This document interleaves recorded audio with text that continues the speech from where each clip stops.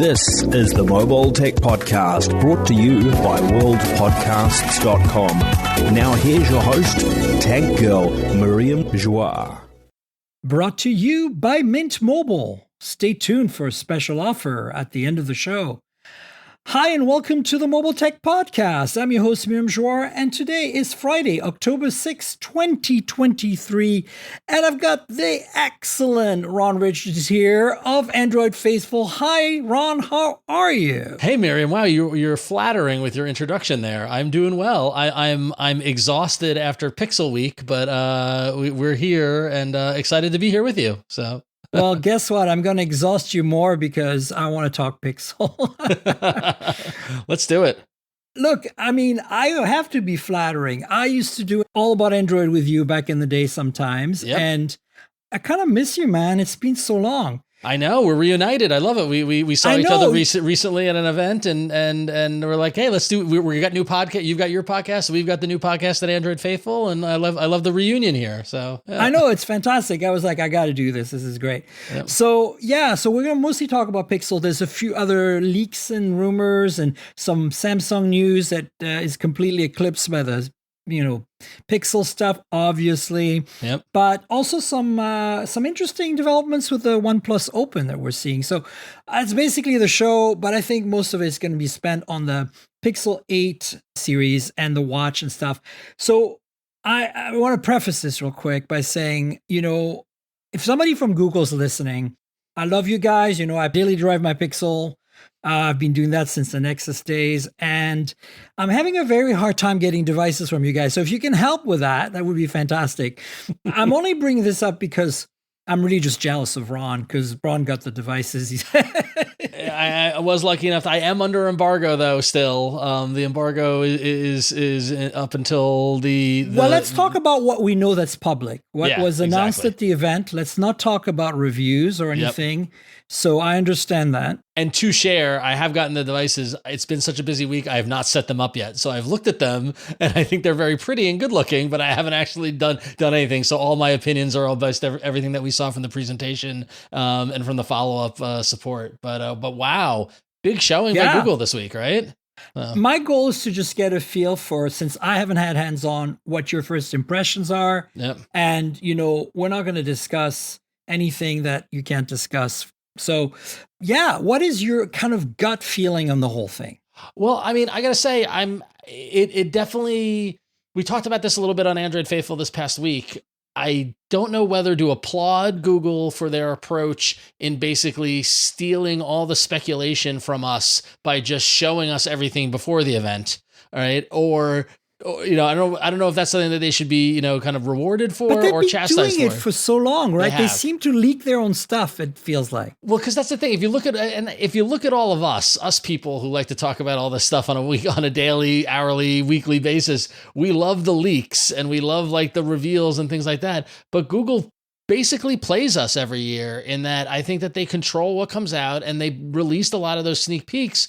And so going into these events, I'm always like, on one hand, it's relieving because I know what to expect. We knew we were going to see the Pixel 8. We knew we were going to see the Pixel 8 Pro. We knew we were going to see the Pixel Watch 2, right? We knew about the Pixel Buds, all that sort of stuff. But I'm always waiting for what is the surprise. And that part of this is Apple's fault, because they, 15 years ago, Steve Jobs trained us to want the next thing, like the one more thing. Yeah. But I always want to see what kind of they're going to surprise us with. But ever since I/O, I feel like the need for what is the surprise going to be has now been circumvented by how is Google going to work AI into this presentation. And this presentation was no different, right? So do you feel that is that the star of the show for you, AI here? Well, it's not by itself. I think it's basically what, you've got Google in the Pixel line, powered by the Tensor 3 chip, using all the machine learning that Google has been building that they showed us at I/O, the end, it's like a math equation, and like the end result is equals, your experience of being a Pixel user, right? And and they always lean on Google Photos and the AI stuff in the photos, and with Magic Eraser a couple of years ago. But like, did you see that the best shot or whatever it is? Yeah. I showed that so for people listening, this is the AI based thing where you can take a photo with the Pixel 8 and take a burst of photos, and then choose the best head of the subject of your photos to make one photo that looks perfect, which as a parent of two toddlers, it's amazing. It's an amazing thing. I showed my wife that, and her jaw dropped, and she said, "I'm literally freaked out now." Like it's crazy what they can do now. So let's talk about that, because I think this is a very interesting. There's so many things here. The first thing to me, the first gut feeling I had is, okay, so burst is the solution, right? Because it sounds like you have to take 3 or 4 photos, right, to get it right. Yep. And my gut was, why doesn't it automate that? Why doesn't it just, like it does all that multi-frame stuff? Why doesn't it just push the shutter button and it does the 4 frames it needs? I guess it wants more time between the frames probably to get a better sampling, right? Yeah. But burst, I guess, is the solution. You hit burst and you get a bunch, and then it can pick. The thing that I find a bit freaky, to be honest with you, like I get the idea that, you want to pick, best faces and make a photo of your family that looks awesome. Yep. But it kind of feels a little uncanny valley, like the way it bends the necks and stuff sometimes. I mean, maybe I'm wrong. Yep. Maybe I have to use it a little bit because I don't have it, obviously. But it's, it's a bit weird. You're not wrong. I mean, like when they rolled out Magic Eraser, I remember back on All About Android, Jason doing it, and how we had like weird artifacting with chain link fences and like stuff like that. Like, here's the thing. It's like the AI stuff is really cool, and the demo makes it look like this wonderful world where Google technology is making everything better. But the practical use of it, we often find is not what the demo video is. It's not exactly what they show in the demo video. So I'm excited to dig into it and check it out, and see for myself whether it gives me better pictures of my kids who I can't get them to look at the camera at the same time and smile. But we'll see. But overall, you can't. I can't knock Google for a solid presentation. This past Wednesday of the next lineup of the platform, of the 8th generation or the Pixel 8. I think it was solid and delivered. Minus any sort of big surprise or any jaw dropping aside from the AI stuff. Like everything was to be expected, so to speak, I guess. Right. So I think you're right. I mean, for me, the thing that stands out with Magic Eraser, 2 years in now, is that these texture issues, like the fences, the patterns, like you'd think that would be something AI can just nail. Like it sees the pattern in the picture. Like how can it not get that right? Isn't that what AI is supposed to do? Like look for patterns? Right? And Number 2, the other thing that strikes me about this, this new feature and other AI features, like the one that now, I don't think it's out right away, but the one that will extend a picture. Yep. So if you have a 4:3, you can turn it into a 16:9, which is really useful for me to do thumbnails for YouTube, for example, right? Because I shoot everything at 4:3 and then I screw myself over because I don't have enough room for my 16:9s. Well, have you seen Photoshop's generative fill mode? Yeah. Like, oh man, this stuff is getting really wild. It's right. So now we have this on our phones. It's going to be easier to use than Photoshop, which I think is great. Although Photoshop is easy, but you know what I'm saying? Like it's on your phone, it's an app. It's not, not everybody. It's not for everybody. So, right. So my question to you on this is, what is real? Like, I mean, photography has always been subjective that way. Like you could argue that the moment you put a lens and capture on film or capture on a sensor of some kind, an image, you are interpreting the scene. You are adding those filters of the lens, filters of the sensor, filters of the image processing. How far does it go before we all look at each other and go, this is too far? And I think that was Nilay was asking. And I'm not sure. I'm starting to freak out a little bit, but not because I'm into the tech, and I've always been a bit avant-garde in terms of photography. I've always been willing to let the AI do its thing, but now I'm starting to wonder, like, if you can start moving people around in the shot, like, what is real? What is real? And not only that, but the question becomes, do you want to remove all the people and cars from your shots? Why does it have to be so perfect? You know, what about you? You look at old pictures. I don't know if you've looked at your photo albums when we were a kid. Like, I still have the printed ones because I'm that old. Oh, me too. Me too. Yep. You see the motion blur of the people walking in the background, and it adds character and ambiance to the shot. It gives it life. And I'm worried that, like, I'm very tempted to remove people in the photos I take with Magic Eraser, and I sometimes do. But at the same time, should we? Right. You know? Well, and that's a great point. I mean, like, me and my sister have all of our photo albums from vacations in the 80s and the 70s and stuff like that. And like, seeing pictures of us is great, but it's more fun looking at everyone in the background and look at what those people are wearing and all that sort of stuff. I know. I saw that same article that you mentioned. I think it was on The Verge. I forgot who wrote it, but it was like, it was basically saying Google is doing great stuff with AI that is just up to the edge of acceptable. Right. And it really makes you wonder how much, you know, like, if you take a burst of 20 photos of your kids in the moment and then you composite the best everyone smiling photo, is that truly the moment? Or is the moment when you tried to take a family picture and the one kid couldn't stop making a funny face and that's what you ended up with? Like, I kind of like the latter versus the former in that world. Like, and it kind of, now we're getting kind of out of technology, but it kind of represents but this is important stuff, right? Exactly. It's cultural. It's cultural, right? Because we've been discussing this when it comes to like generative AI writing stuff, but now we're getting to generative AI photography, not just in an editing sense, but in an actual capturing sense, which is crazy. And I think the cultural angle is that we're now we're 20 years in, 20 plus years into this internet world.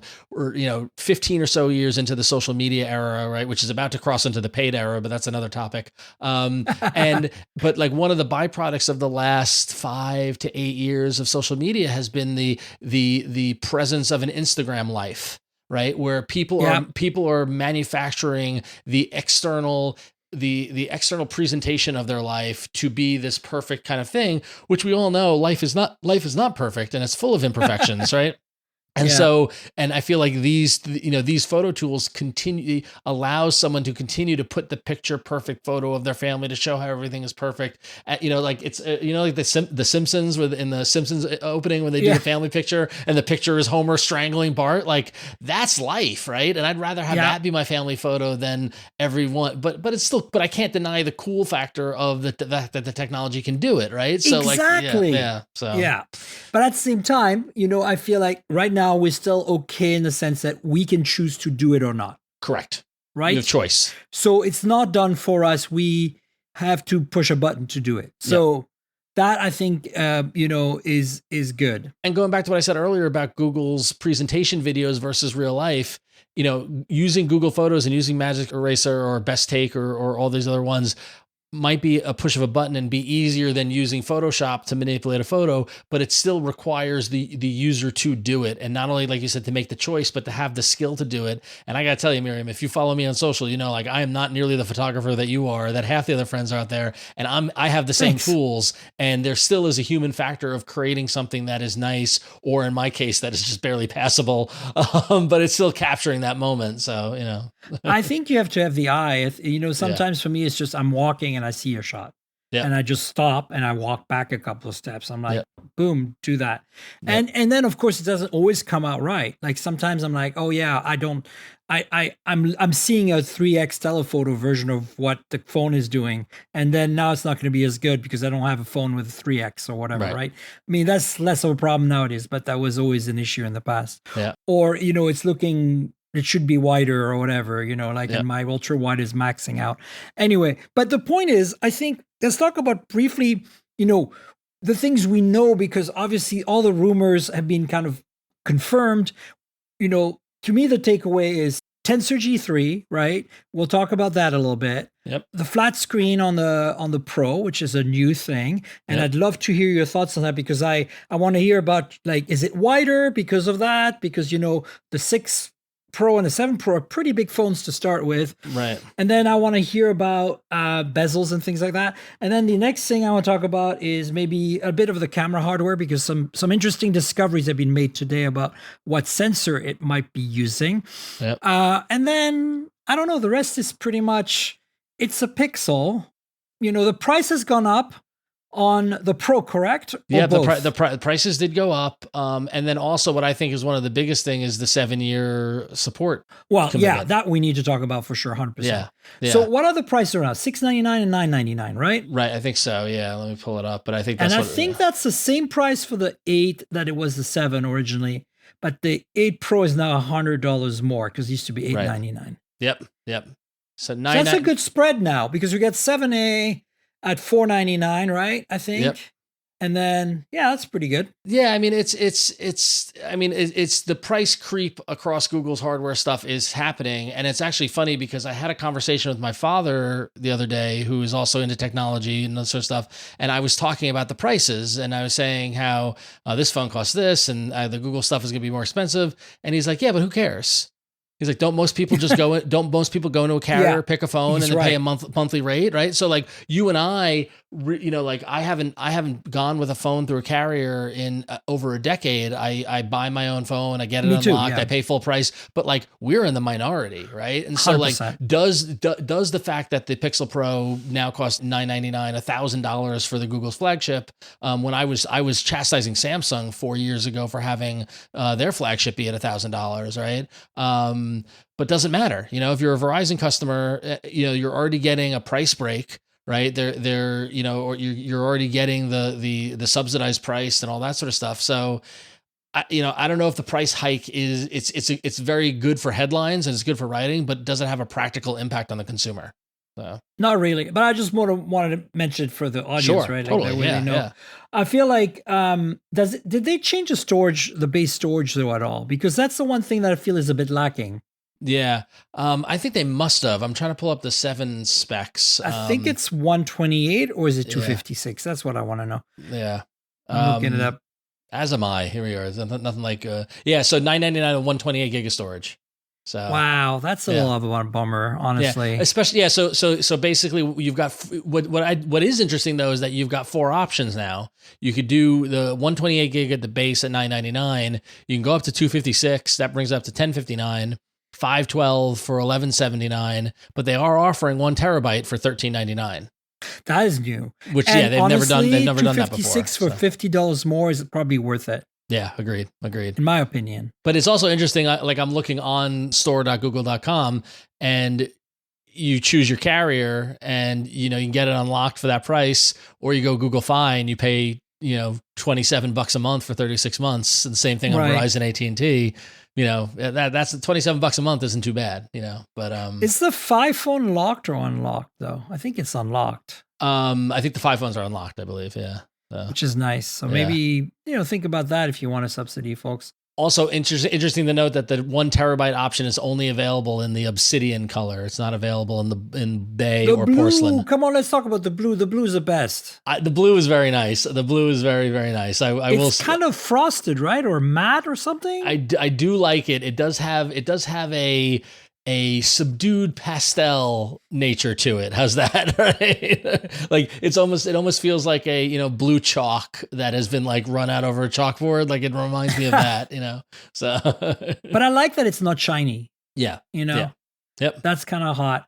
I'm a bit bummed that they lost what we have on 7 Pro and Pixel Fold, the separation of the oval with the dot, like the exclamation mark, where the cameras are separated a little bit. Now it's one oval on the Pro, not oval and a dot, if you know what I'm saying, for the part that's not metal and the camera visor.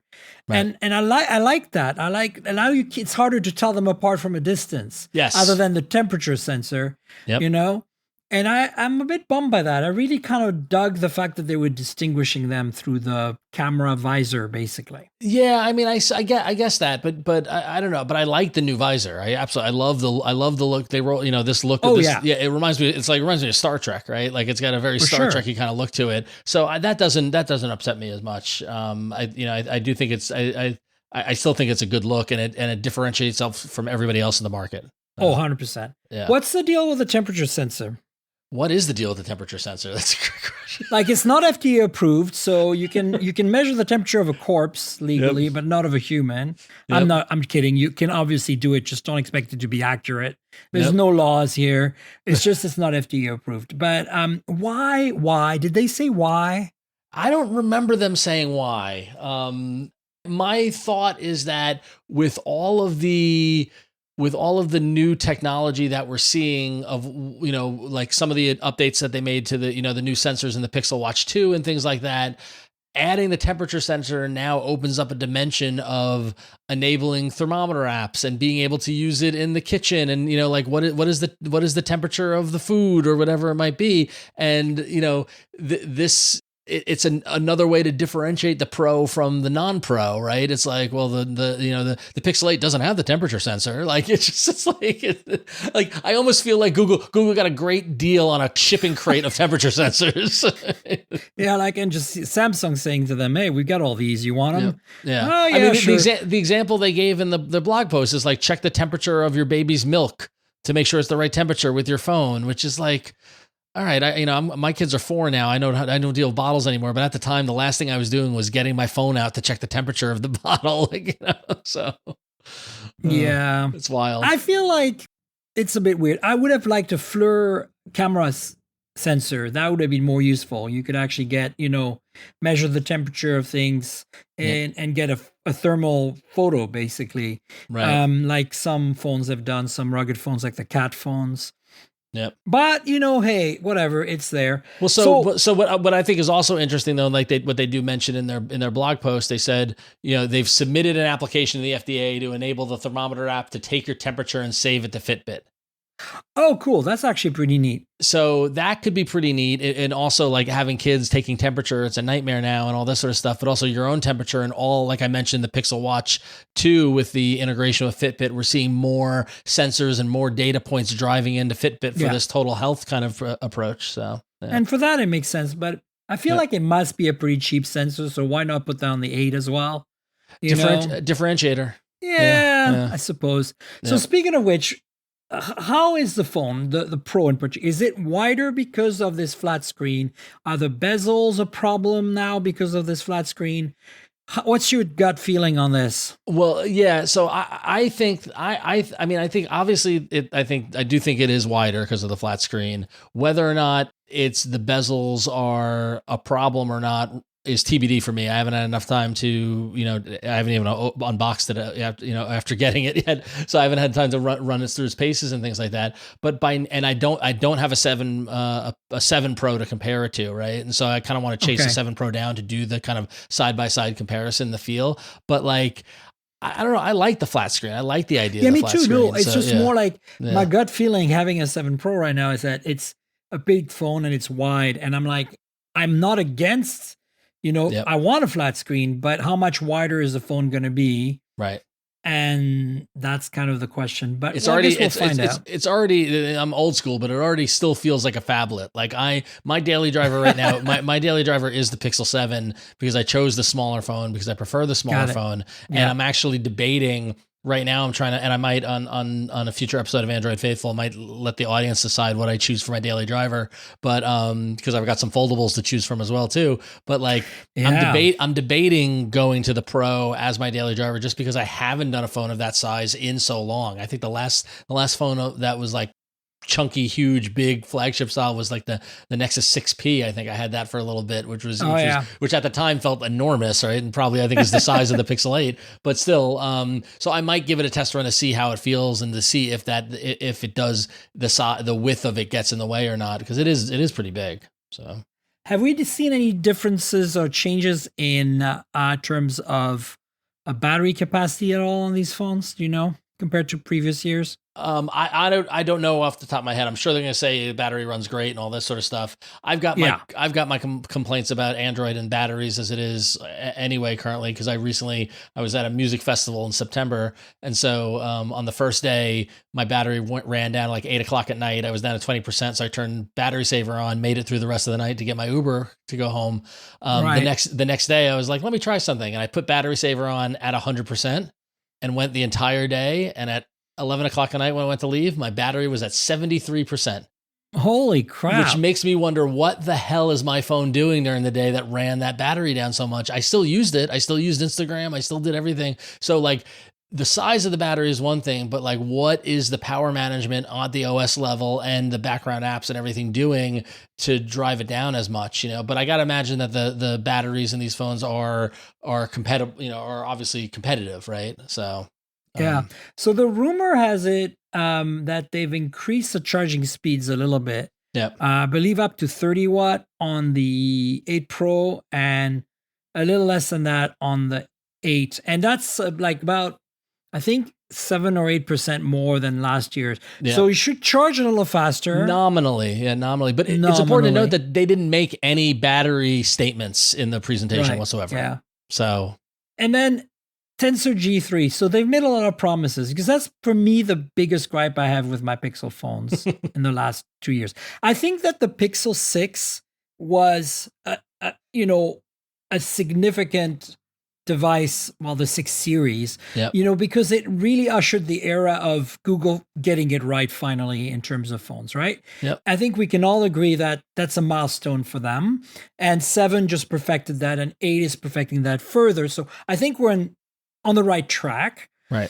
But I also feel that when you compare it to a Snapdragon 8 Gen 2 phone or whatever, thermal managements, at least on Tensor G2 and G1, and efficiency is just not there, especially the radio performance, and the fact that a lot of that overheating comes from poor reception and radio issues, right? Yep, 100%. So clearly they're aware of that. And have they said anything to you in that presentation or any of the people you talked to about having improved this with G3? No.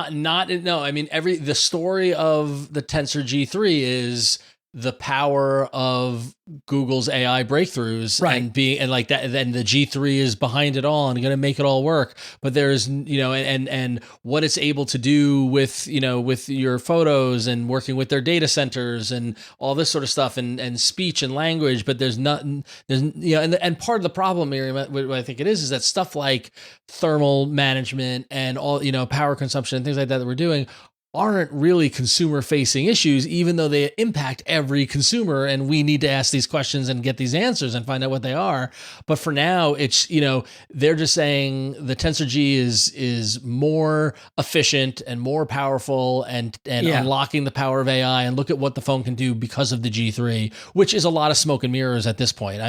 I'm interested to see what everyone uncovers over, and everyone's got the race of like benchmark testing and doing everything and stuff like that. But you're right. I mean, I'm on the Pixel 7 with the Tensor, and the heat issue is a problem. It is a problem. You can feel it. So it can feel it a lot, and it drives me nuts. Yep. Though we'll see. That's what the reviews are for. So stay tuned for that, folks. Yep. And then want to quickly touch on the camera. So what strikes me, it's interesting here, is that we now get a significant improvement with the 8 Pro on the ultra wide. We're getting a 48 megapixel ultra wide versus 12, and we're getting, basically the main sensor on both Pixel 8s is supposedly, like, this is like today kind of like developed in the news, a GNV, which is a rare sensor. It's on one Technophone and a Vivo X80 Pro, which is last year's Vivo camera flagship. It's a sensor that is kind of undocumented because we have the GN1 and the GN2. They're well known. We thought this was going to be GN2 because previously it was GN1, but it looks like they're gone to with this GNV. And I think that's good news. I think that, the GN series has been a solid sensor from Samsung. So I'm actually really looking forward to that. But I'm really excited about the 48 megapixel ultra wide, honestly. I thought of you when that came up, actually, because that ultra wide lens, is going to give the, and they say it, they're touting that it's going to take 10x photos at optical quality, which I want to see before I believe. But it definitely has potential. That's for sure. So have they improved the telephoto at all? No, right? It's the same 48 megapixel. Yeah, I think it's the same. 5x. Yep. Yeah. But that's really good. As you said, you can do 10x already really well on the 7 Pro. So I think it's not going to change on the 8 Pro. It's going to be, if anything, it's going to be better. So I'm excited about that. I think that makes it very competitive. And that alone, and of course the $1 temperature sensor that they added are definitely justifying the extra $100 right there. Yeah. How do you feel about the rounded corners? Because one of the things that I do really like about the 6 Pro and the 7 Pro, and to a lesser extent the 6 and the 7, is that they're a little more squarish. And I'm not sure, I feel like when we have this nice radius that they have on the 8 and 8 Pro, we're kind of like in the same way as Samsung with the S23 series. We're kind of, except for the Ultra, we're kind of in that we're copying iPhone territory. A little bit. Which kind of bothers me. Yeah. Like, I like the squareness of Android phones, especially the big flagships. And why are you taking this away from us, Google? Yeah, I don't know. It's funny because I'm looking at my Pixel 7 and I feel like it's more rounded than squarish on my own on the Pixel 7. Admittedly, it's I think not the 7 Pro is much more. Yeah, I don't know. I think what you want is for somebody who doesn't use a case, who puts my phone in my front pocket a lot, the rounded corner actually provides a bit more of a functional, good slide in versus a harsh edge. Although I'm with you, like I do not want every phone to look the same. Like I do, like and that's my concern, right? Yeah, I rallied for years ago against the homogenization of Android phones, that everything looked the same. That's why I love the HTC when they came out with the M1 or whatever, and the Nextbit Robin was one of my favorites, and that's why. And I do think that the camera bezel and that silver strip, right, and the color choices and the colorways that they've chosen for this, sets the Pixel apart from the iPhone, or sets the Pixel apart from Samsung in a way that allows for the rounded corner. I think looking from the back, you cannot mistake these for Pixels, which is fantastic. There's no patch of holes in the corner, right? Anybody who's got the fear of holes, right? I always feel bad when they see a Samsung phone with all that stuff, right? Or even the iPhone, especially the Pros, right? The iPhone's getting very Samsung-y in that regard. So it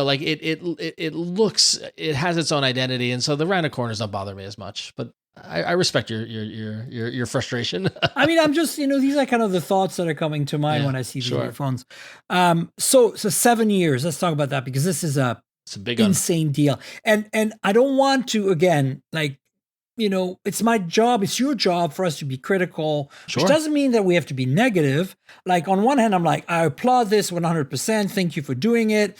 But then it's Google, and Google has canceled a lot of things along the way that we love dearly. So it's a long time for us to wait to see if they're actually going to stick with this. You know what I'm saying? True. Well, and God help us if we're still podcasting in 7 years and we see if they follow through on this or not. But hey, I mean, hell, I did 13 years on All About Android, and now here I am with a new show with Android Faithful. So there we probably will be. But I think it's almost been like an arms race with years of supports and updates, and that's become a story of the past year, which is who's going to provide more updates and who, because we hit this lull, or we hit this period of phones getting 3 years of updates, right? And and so can you imagine, somebody spending $1,000 on a device and it not being protected after 3 years? That's not a great consumer, kind of agreement to have, right? And so 7 years gives you the you're probably not going to have the Pixel 8 or the Pixel 8 Pro in 7 years. Let's be honest, right? Like you're going to, new every two, like everybody kind of feels the need to upgrade their phone every couple of years. But if for some reason you can't afford a new phone, or you end up going 4 years or whatever it is, knowing you're just lazy. Yeah, exactly. Knowing that, or if you're a developer and need the phones for testing, it's good to know that they're still valid, right? So I don't know. I think of all the people to do 7 years, Google's the one that can do it because they have the resources, and there's no reason not to. I find it fascinating that here we are, 10 plus years into Android and however many years into the Pixel line, where we find this should have been table stakes early on. Like, those early support windows were just unacceptable. So. Yeah, I'm glad this is the kind of escalation I can get behind, and I just hope they stick with it, because it's a lot to promise, right? Like, I think 5 personally, I'd be fine with just 5. Yeah. It's a good round number that matches Apple. It's a bold commitment, right? It's showing that they're committed to that in 7 years we'll be on the Pixel 15, presumably, right? Like, it shows that they're committed. So I mean, and it shows that the chipset being under their control means Yep. they can also control their destiny with the software, right? Yep. Because exactly. Qualcomm's not going to support the Snapdragon 8 Gen 2 in 4 years. Yep. Exactly. Right? For Right. OEMs. So Right.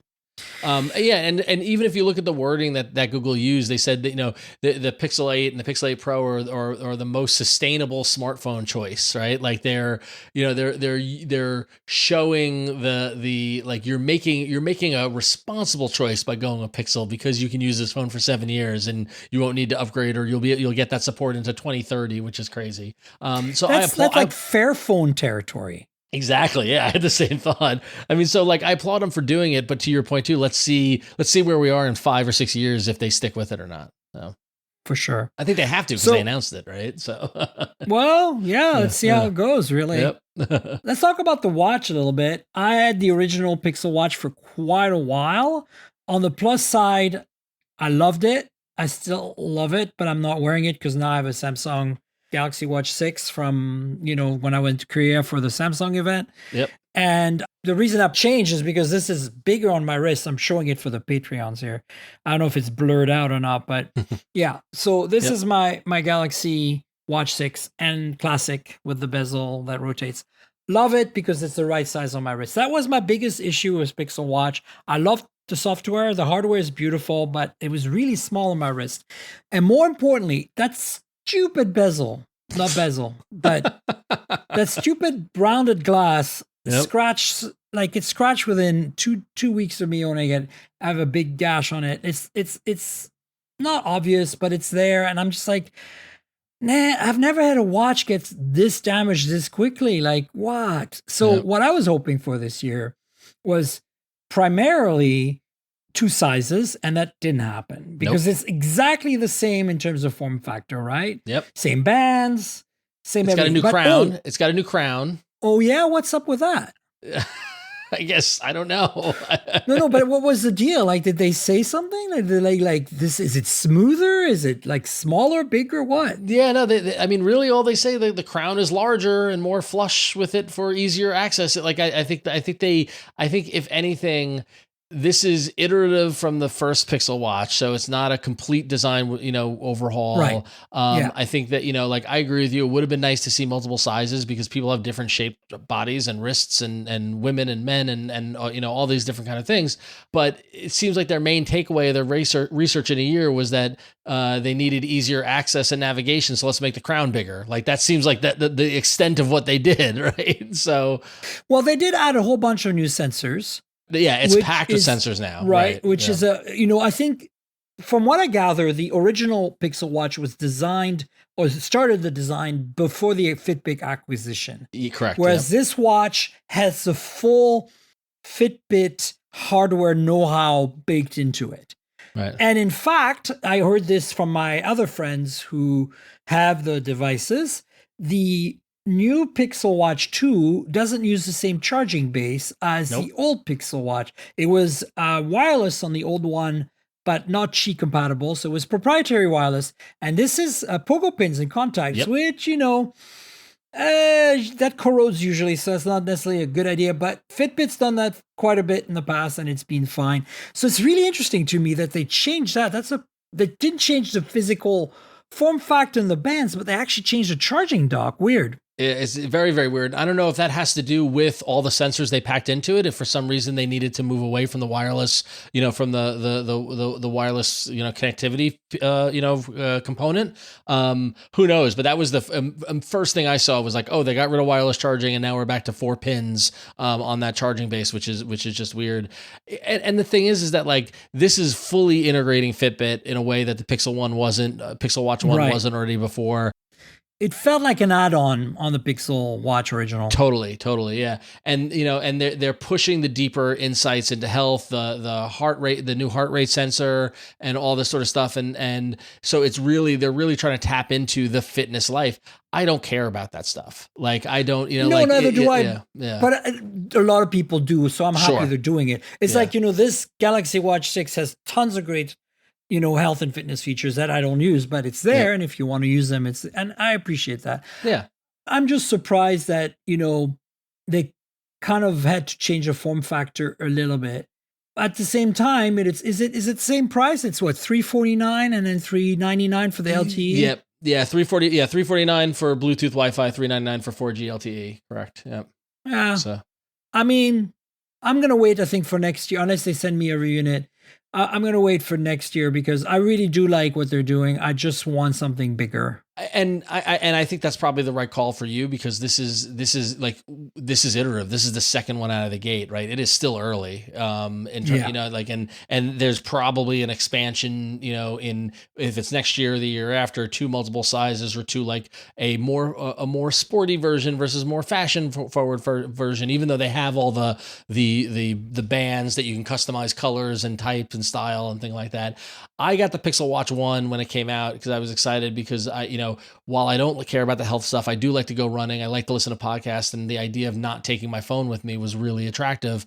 The lack of apps on Wear OS to do that well made me return the watch. I was like, this is a bad experience. Yeah. And so now that Pocket Casts they came out with a Wear OS app a couple of months ago, I'm very excited to dive into the Pixel Watch 2 and see like if it's going to, for my use case, if it's a better experience or not. So yeah, well, remains to be seen, but I'm willing to give another shot. So I think that's good. I mean, if they send me a review unit, I'll play with it. If not, sure, I just mostly want an 8 Pro right now. That's all I care about. I do have the Pixel Fold and I love it dearly, but it is a brick in my pocket. And I really like, if it was lighter and thinner, I think that would be my daily right now. It's just so heavy and bulky. I know a lot of people who love that phone. That Pixel Fold won over a lot of hearts and minds. And honestly, I was kind of surprised. Like it's funny because it's almost like the R&D device. Like we got it earlier in the year, like that and the tablet were the two kind of like, we're going, we're dipping our toes into this world. I was hoping there was going to be a surprise or like a one more thing. And like you love the Pixel Fold so much, here's the Pixel Flip or whatever it might be, but they didn't go in that direction. But yeah. This is a great segue actually, because there is rumors that they might be working on a Pixel Flip. So, these rumors have been coming and going, but there's basically a new code name that has surfaced, Comet, for a new Pixel folding device. So maybe that is our Pixel Flip. I think the flip form factor is very accessible. Every time I show a flip phone to the average human out there, they're like, oh, that's cool. I mean, if they're iPhone users, they'll never change unless Apple makes one. Until they do it, right? Yeah. But if they're not, they actually might try it out because if they're on Android, why not? So I think that could be exciting. I think they're crazy if they don't. Like you're seeing the runaway success that Samsung is having and Motorola, and maybe I'm being a little hyperbolic by saying runaway success, but like foldables, I think are here to stay. And I think that there are two form factors right there. And I'll give credit to Michael Fisher, Mr. Mobile, like his review of the Pixel Fold really connected it for me where it's like, he said, oh, this is a digital Moleskine, right? This is a productivity device, right? But then the Flip is more of a casual user. And what I would be interested in if Google is pursuing a Flip form factor, what you got to do now is you need to differentiate that front facing screen, right? Because now we've seen Samsung's approach to it with the curated apps. We've seen Motorola's approach to it where put whatever you want on that front screen. Yeah, anything goes. Yeah, we've seen the circular screen from like Techno and from like other manufacturers and things like that. So like I want to see like, okay, Google, pixelize the Flip form factor and do something that no one else has thought of, and that's what I want to see what they do. So yeah, me too. Yeah. I mean, right now, Oppo announced the Find N3 Flip a while back, and that is the first flip phone with three, like a proper triple camera system. That is like Hasselblad branded and stuff. And so for me, what I think Pixel Flip, I'm thinking really good cameras on a Pixel flipping foldable, and that is pretty damn exciting. Hey, quickly before we jump onto some Samsung stuff, I was wondering, you mentioned the buds earlier. Are the buds new? Are there new buds? There are new buds. Just new colors. Okay, there are new buds. There are new. They come in new colors too. But the Google Pixel Buds Pro 2 Okay. Is what announced. And so basically, there was a whole bunch of interesting. So additionally, they have more colors that, if you care about that sort of stuff, that align with the different colors for the phones, as blue and things like that. But they enhanced the voice calling. For clearer Okay. voice calling now, basically they added Bluetooth super wideband support. Oh, nice. Yeah. And so that wider bandwidth is going to make the clear calling. It will reduce the background noise and let you hear people easier. They're also, of course, using AI for the conversation detection feature. So, Got it. so when you start, if you're listening to music and you start talking, it'll pause the music. It'll pick up on what's going on around you and let you control it that way from there. And they've also got, they have improved the audio transmission from the phone to the earbuds themselves, particularly around gaming. So less of a delay. Latency. Yeah, exactly. got it. Yep. And then Cool. there's some features around what they call hearing wellness, will help you protect your hearing, and lower the volume when you need to, and things like that. And then they also added a app for Chromebooks to support Pixel Buds. So yeah, they're in the Sweet. Pixel Buds are in the mix. So That's so fun. The Chromebooks. I miss my Pixel Book and Pixel Book Go. I mean, I have them, but I want them to make another Pixel Book 2-in-1 folding. I would love that. Yeah. Awesomeness with like some kind of crazy ARM chip in there. That'd be great. I just want some reason to ditch my MacBook Pro. Like for some reason, I'm just like, I'm stuck on a MacBook Pro and I cannot give it up. And I want to go to a Chrome, kind of a Chromebook based thing, but I just can't make the jump. So yeah. That's totally Apple's way, right? Yep. I'm the same. I'm on the Mac hardcore. Yeah. Galaxy S23 Fan Edition got lost in the middle of all this crap. And here's the thing, like we've seen the leaks and rumors. Can I ask you how you feel about this? Because it's blowing my mind. It feels like Samsung was like, we can't really sell an Exynos in North America because carriers and also the general state of journalism, they're going to eat us alive if we do that. Yep. What could we? Oh, Qualcomm has a bunch of leftover 8 Gen 1s. Let's use those. Like, what the F were they thinking here? Like, you don't put an 8 Gen 1. That was one of the worst chips Qualcomm made in recent years. And nope, we're getting that on the S23 FE, folks. Wow. Yep. I'm not enthused by the FE at all. And mainly it's from a marketing standpoint, because I think Fan Edition is the stupidest name ever. Well, especially since this is really not a Fan Edition anymore. No, it's not. These are light editions. That's what they are. That's what they are. And what's happening now is that Samsung has fallen into the trap of they've got too many dang versions of their stuff, and they have their A series, right? And so they can't go in that direction. They probably don't want to use the word light because that denotes negative, not as robust or whatever it might be. I mean, for me, this is like if somebody likes Samsung and can't afford the main line, this is an option for them, but I wouldn't recommend it to anybody. So yeah, I feel very conflicted about this one. Yeah. When the S20 FE came out during COVID, that was like, it made sense. Yeah, yeah. S21 FE was like, meh. There was no 22 FE, 23 FE. I like that purple color, but I do. I just pulled that one off. It looks nice, right? Yeah. And I mean, you are getting, close to an S23 with a slightly bigger screen between S23 and S23 Plus. But I feel it's like, come on, could you not have given us an 8 Plus Gen 1? That would have been perfectly fine. Yeah. Now that said, the rest of the specs are good. Yeah, I'm not as harsh on the tablet side of it. That said, because I'm pro tablet. Like I know the tablet world is an uphill battle and justifying their existence and things like that. So I do think a more affordable tablet option is great, especially compared to the Tab S9 prices and things like that. But the phone size is just a head scratcher, just baffling. Yeah. So $600 at that point, you buy OnePlus 11, right? Right. Exactly.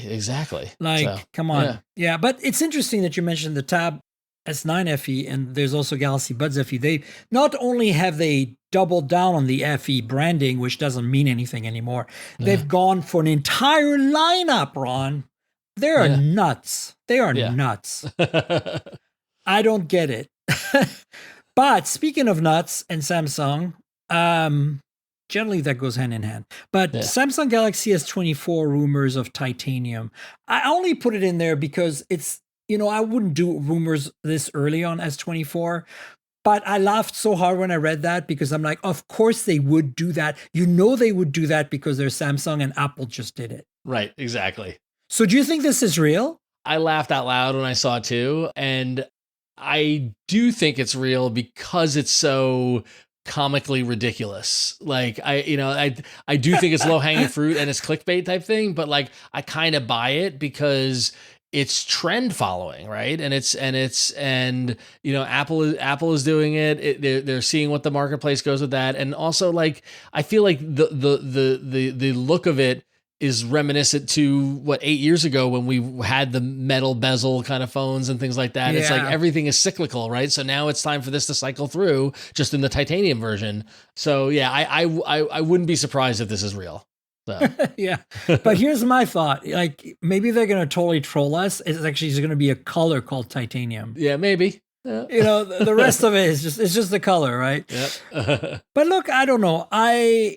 The last rumor I covered for the S24, again, a bit early, but it seemed interesting, was that the S24 Ultra might lose the 10x telephoto and be replaced with a 5x. Yeah. That way you don't have that zoom gap. It's like you get 1x, crop for 2x, 3x, crop for 6x maybe, or you get 5x in this case, so you don't even need that, and then you can crop for 10x, and then you get a nice linear evolution, which I think is one of the things I love about some of the Chinese phones that I've seen, where they don't space them out as far, so you don't have that weird in between gap of like doing a 4x photo. Like that's the problem with the Pixel 7 Pro and maybe the 8 Pro is jump from 2x to 5x is a big jump. Sure. When the 6 Pro had a 4x, I think it was a little easier in that sense. Yeah. So, but ultimately, I'm probably not going to talk much about Galaxy S24 until maybe closer to January or something.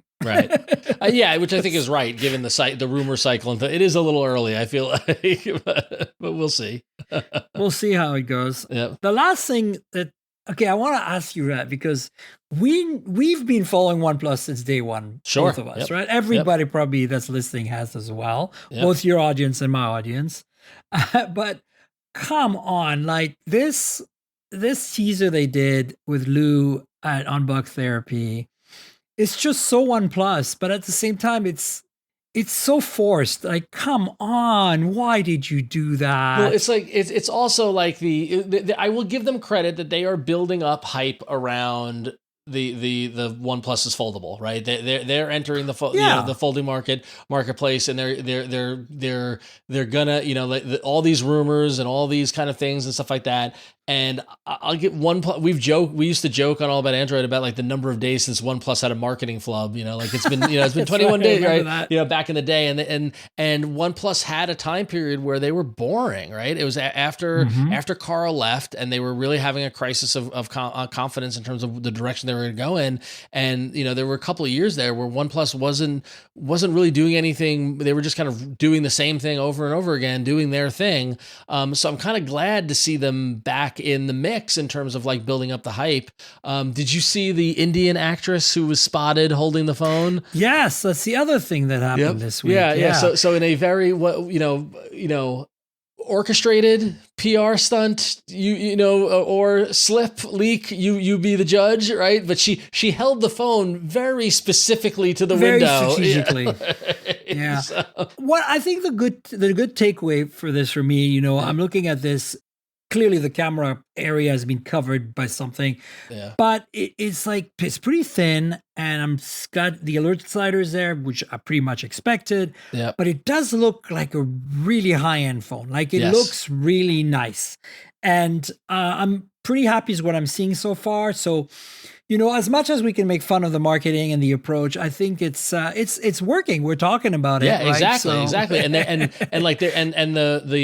Unbox Therapy video that we're talking about, like really, which had Pete Lau from OnePlus come on to talk about it, focused on the hinge, right? And this is everything we're hearing about the OnePlus Foldable is that it is, sister device to the Oppo Find N3. Yeah, right? yeah, right. And so they're leveraging the learning that Oppo has had with the Find, which is now on the third generation, and how they've developed that hinge technology. And in this video, they're showing that that the hinge has no gap, right? Which, if you remember, if you remember back when Samsung came out with the Fold and stuff like that, those gaps were embarrassing, right? And so if we're also apparently it doesn't have much of a crease either. I've heard. Yep. So my question to you is this: I mentioned earlier the Oppo Find N3 Flip, right? Yep. We saw the announcement, we saw the photos, but we haven't seen reviews or actually pictures of people doing hands-on or anything. Obviously, it's probably coming, but here's my question for you. Do you think, since they're now sharing things, apparently, maybe with this folding book style phone that's the OnePlus Open, supposedly, that might be, identical to an Oppo Find N3, do you think we're going to see an open flip, from OnePlus that's almost, if not identical, close to identical to the Oppo one? Because the Oppo one has an alert slider on it. Right. The flip one. Yep. So I'm wondering, do you think they should do that? Do you think the market is ready for that? I think you have to. I think I know. I do. I think you have to. Same thing with Google. We're talking about that. If you look, Samsung rolled out the Fold and then they introduced the Flip. Right. Motorola went right to the Flip. The Flip format with the Razr and things like that. But you have two distinct form factors now with foldables, where there's the book style fold and the cosmetic, kind of flip style. And I think that, if OnePlus comes out with this, with this open, with the fold, kind of Pixel Fold S kind of book style one, and it looks to be really nice, and it's also going to be really expensive, the Flip, because of the smaller size, the lesser components, gives them an entry point at a lower price point in the foldable arena, right? Even if it's, it's still going to be pricey because the foldable technology is still expensive, but I think they have to, if it was up to me, and who knows where they are with their product development, stuff like that, I would love to see them both at the same time. But I also understand the walk before you run kind of approach, where do one out, see what the response is, and iterate. I think that's and build. What they're doing. Yeah, and I think because they think their core audience is the more tech savvy early adopters, that a book style makes more sense. And I kind of get it. But I also feel like if OnePlus wants to be relevant, because they really are far behind, Apple, Samsung, Google, even at this point, I'm not sure if that's the right strategy. I feel like Pete Lau doesn't really understand the West and North America. And if Oppo and OnePlus being one now means that Oppo sells in China and in Asia and parts of Europe, and then OnePlus sells in the other parts of Europe and in North America, then we should differentiate the products, not just on software, but also on hardware a little bit. You don't have to go too much, but I feel like they're missing opportunities. And I think Carl having gone his way to do nothing, pardon the pun, is winning here because he's doing something with nothing. Right. I think he's totally understanding the market. Do you remember when the original Nord came out? I'm not talking about the Nord N series, the actual Nord. Yep. And that was Carl's baby, remember? Yep. And he nailed it.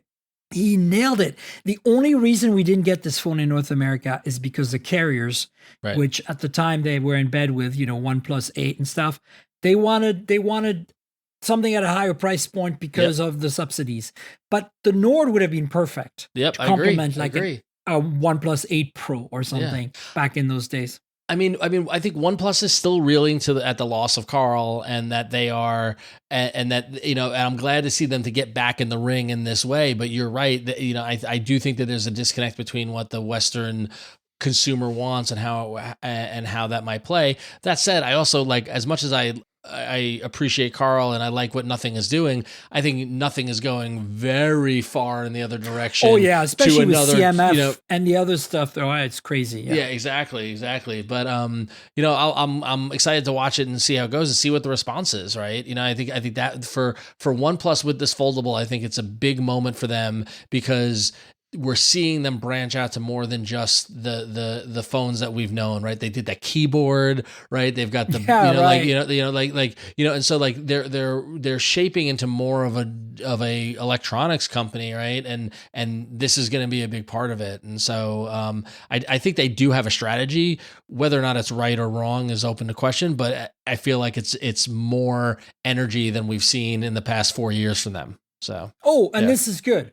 But at the same time, I want them to show a sign that they understand our market. Yeah. And so to me, for this OnePlus Open, it's going to be a matter of the pricing and, does it have features like what we expect at this price point in this market, like wireless charging, right? Yep. And so we'll see from there if that comes to fruition or not. I was really bummed with the OnePlus 11 not having wireless charging. Yep. Simply because there was no Pro. So I assumed for this market, they would give us wireless charging like the 10 Pro and the 9 Pro had, but they didn't. Right. And I plugged it on my charger and it didn't charge and I was mad.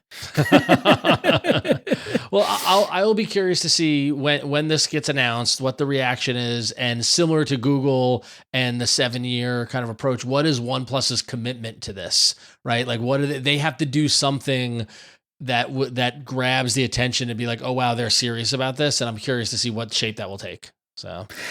Me too. Well, this is, I think, a good note to end the show. Do you want to tell folks where they can find you on the internet, your various social media handles, and the new podcast, and all that? Of course, yeah, absolutely, yeah. So I'm on all the social media stuff at RonXO, all one word, RONXO. I'm out there I'm mainly mostly active on Instagram just because it's the easiest, but I'm still on X. I'm on Mastodon. I'm on Blue Sky. I'm on stuff like that. I need to spend more time posting. I'm just too busy. But so I'm on out there. But the big thing though, if you like my nonsense related to Android, please go to AndroidFaithful.com. That is a new podcast co-hosted by myself, Wintour Dow, and Mishal Rahman, who you might know Mishal from his very detailed tweets and Reddit posts as he digs into the Android software side of things. And Win is an amazingly talented developer. And we do a show every Tuesday. We've got guests. Miriam, we're going to get you on the show soon. We love to hear from other folks. We talk about hardware, apps, all the news, just the Android stuff in general. We just love Android so much that we can't stop talking about it. So it's over at AndroidFaithful.com. We're kind of under the Daily Tech News Show banner with Tom Merritt and his crew. We live stream out on his YouTube channel and Twitch channel. But it's all over at AndroidFaithful.com. So if you do anything, go to that website, subscribe to the podcast, find us there, and thank you for doing it. And thank you, Miriam, for having me on the show. This is fun. Oh, absolutely. And I'd love to be on your show. And folks, absolutely subscribe to the Android Faithful. Check out their content. If I've turned lobster red over the duration of this episode, it's because I am facing the sunset and it's literally setting right now as I speak. Oh, that's idyllic. And so it's very interesting. Yeah, well, because, I'm in Vancouver right now, my second residence, and I'm on the waterfront. So I'm literally seeing the sun. And when I started, it was bright in the sky, and look at that. Because it's the first time I've done a podcast in the evening in a while. So well, glad to get you out of your comfort zone. So no, it was really nice. Yeah. No, I like it. Folks, you know where to find me on the internet. I'm at Tankgirl. That's TNKGRL. Like the comic book character, just drop the vowel so you get the handle. That's my handle on most social networks. I'm still active on Twitter/X, for better or for worse, mostly because a bunch of you folks are there. I'm on Threads. I'm on Insta. I'm on Facebook, etc. Blue Sky as well. But if you want to see pretty pictures of phones or of cars, which I also review, EVs and stuff, and travel and food, since I travel a lot, check out my Instagram. And then, the podcast is at mobiletechpodcast.com. We're on all the big platforms, Google Podcasts, Apple Podcasts, Pocket Casts, Spotify, etc. And we love to be some Pocket Casts, actually. I'm glad that there's a watch app. I didn't know that. That's cool. I'm going to check it out. And then, there's a YouTube channel, youtube.com/mobiletechpodcast. If you want some complimentary content that's free, videos like hands-ons, unboxing, stuff like that about the devices, check it out. You know how YouTube works. Like, subscribe, tell your friends, click the bell, comment about anything, the podcast, whatever you want. Just I'll chat with you. And then there is also a Patreon. If you want to help me out, patreon.com/Tankgirl. That's patreon.com/TNKGRL. you can get a video version of this podcast where you can see me and Ron being silly and me turning into a lobster and all that good stuff. And that's coming out a day or two ahead of the free audio version. And sometimes I leave in bloopers. If I go over time, I leave extra content there for you. So consider helping me out on Patreon. There's also other perks like our Discord server and a bunch of stuff. So check it out. And if you don't want to use Patreon, there's a very simple way for you to contribute. Just give me a donation on PayPal. There's a link in the show notes for that. Buy me a coffee, whatever it might be. So that's it. I want to thank our sponsor, Mint Mobile. You know I review a lot of phones, so I'm constantly juggling multiple devices. While that's fun, it also means I'm spending a lot of money for wireless service on multiple SIMs. Thankfully, there's Mint Mobile, and that's who I'm teaming up with for today's podcast. If you want to save money on your wireless service, switch to Mint Mobile. You've probably seen the Mint Mobile ads featuring Ryan Reynolds, but let me quickly tell you how fantastic their service is, especially for tech-savvy early adopters like us. Mint Mobile offers premium wireless for as low as $15 a month, and you don't have to sacrifice any coverage, speed, or data. They're built on the nation's largest 5G network. They keep costs low because they sell direct to you online. They cut out the retail stores and salespeople. Why should you pay more than you have to for access to the same network? In my experience testing phones, Mint Mobile delivers the same data speeds and call quality as the big three for a fraction of the cost. Switching to Mint is super easy. Thanks to their eSIMs, you can sign up and activate immediately right on your phone from the comfort of your home. No more standing around waiting in line at a big wireless store. You can keep your current devices and phone number and easily switch services. And if your phone isn't eSIM compatible, Mint will ship you a new SIM card free of charge. The whole process only takes 15 minutes, and if you get stuck, Mint has a great customer service team to get you through it. All Mint Mobile plans include unlimited nationwide talk and text, plus lightning-fast 5G and free mobile hotspot. Mint will show you how much data you use each month and recommend plans that save you money. Mint also offers a modern family plan that lets you set up a super affordable family plan with as little as 2 lines. Use my link, mintmobile.com/mobiletech, to get premium wireless starting at $15 a month. Stop paying more than you need on your wireless bill and start saving big with Mint Mobile. And I want to thank you, Ron, for being my guest this week. That was awesome. Thanks for coming. Thank you so much. It was a delight. Thank you. Anytime you want me back on, I'll happy to come. So. Awesome. We'll do it for sure. And folks, I'll have another show next week, so stay tuned for that. Until then, cheers, everybody. This has been the Mobile Tech Podcast with Tank Girl, proudly presented by worldpodcasts.com. You can visit us online at mobiletechpodcast.com.